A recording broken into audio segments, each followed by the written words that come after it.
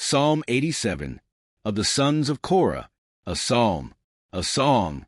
He has founded his city on the holy mountain. The Lord loves the gates of Zion more than all the other dwellings of Jacob.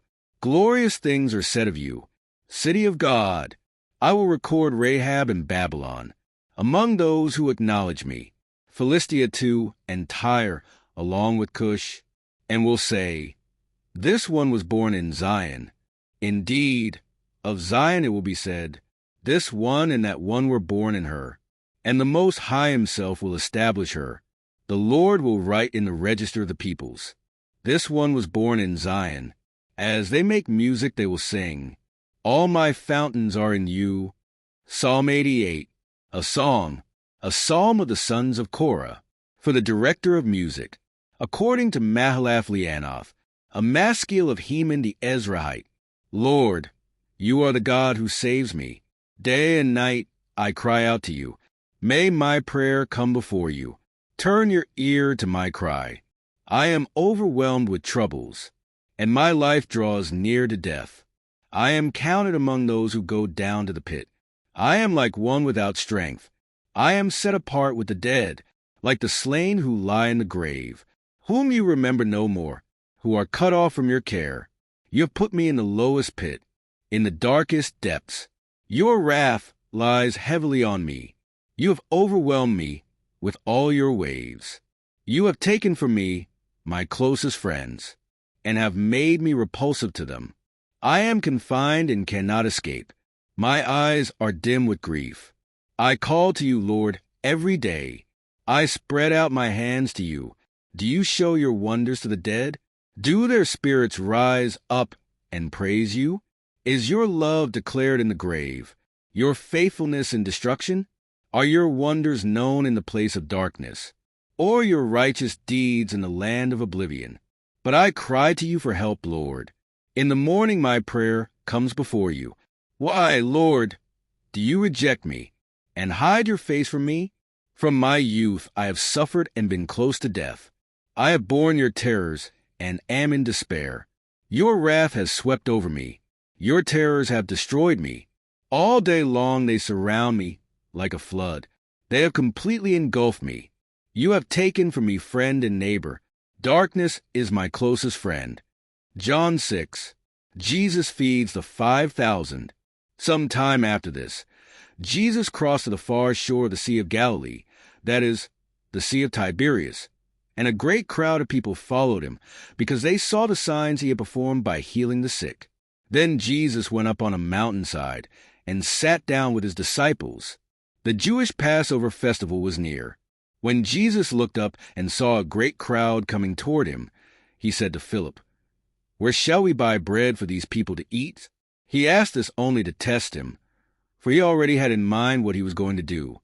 Philip answered him, "It would take more than half a year's wages to buy enough bread for each one to have a bite." Another of his disciples, Andrew, Simon Peter's brother, spoke up, "Here is a boy with 5 small barley loaves and 2 small fish, but how far will they go among so many?" Jesus said, "Have the people sit down." There was plenty of grass in that place, and they sat down. About 5,000 men were there. Jesus then took the loaves, gave thanks, and distributed to those who were seated as much as they wanted. He did the same with the fish. When they had all had enough to eat, he said to his disciples, "Gather the pieces that are left over. Let nothing be wasted." So they gathered them and filled 12 baskets with the pieces of the 5 barley loaves left over by those who had eaten. After the people saw the sign Jesus performed, they began to say, "Surely this is the prophet who is to come into the world."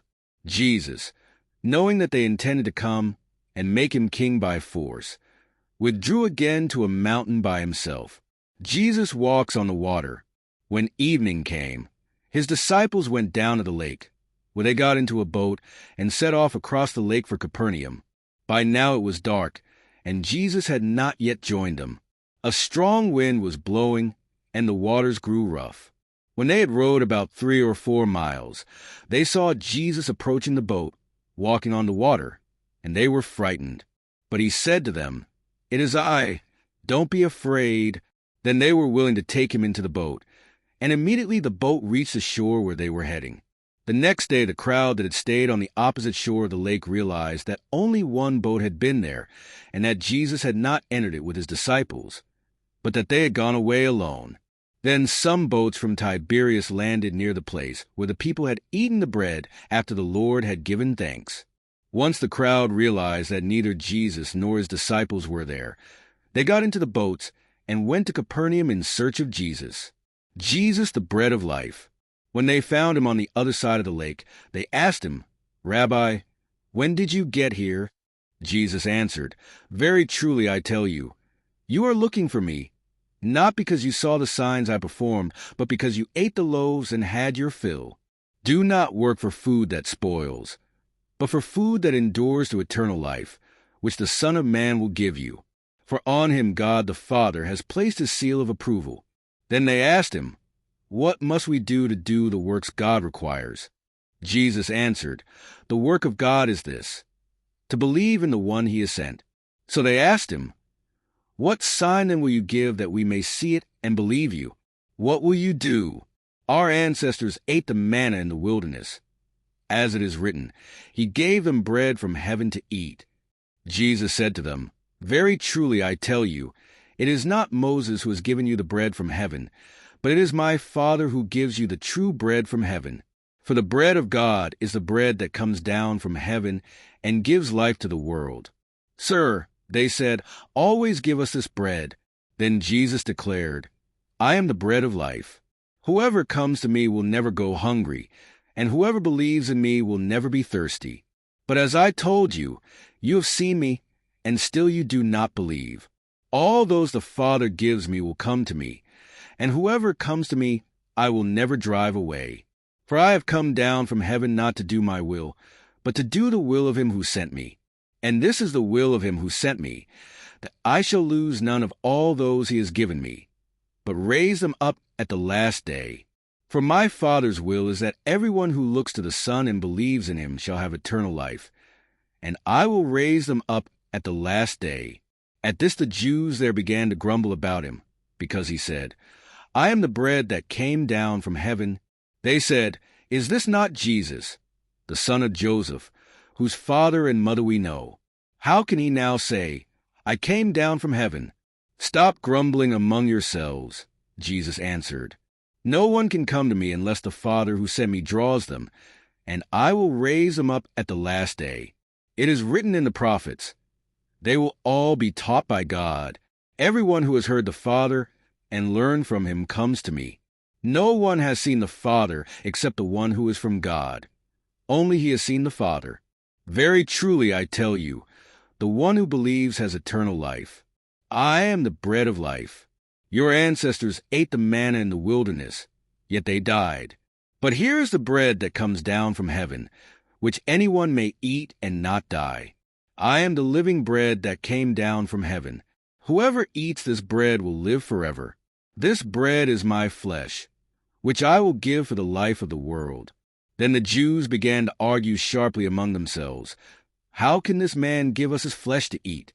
Jesus said to them, "Very truly I tell you, unless you eat the flesh of the Son of Man and drink his blood, you have no life in you. Whoever eats my flesh and drinks my blood has eternal life, and I will raise them up at the last day. For my flesh is real food and my blood is real drink. Whoever eats my flesh and drinks my blood remains in me, and I in them. Just as the living Father sent me, and I live because of the Father, so the one who feeds on me will live because of me. This is the bread that came down from heaven. Your ancestors ate manna and died, but whoever feeds on this bread will live forever." He said this while teaching in the synagogue in Capernaum. Many disciples desert Jesus. On hearing it, many of his disciples said, "This is a hard teaching. Who can accept it?" Aware that his disciples were grumbling about this, Jesus said to them, "Does this offend you? Then what if you see the Son of Man ascend to where he was before? The Spirit gives life. The flesh counts for nothing. The words I have spoken to you, they are full of the Spirit and life. Yet there are some of you who do not believe." For Jesus had known from the beginning which of them did not believe and who would betray him.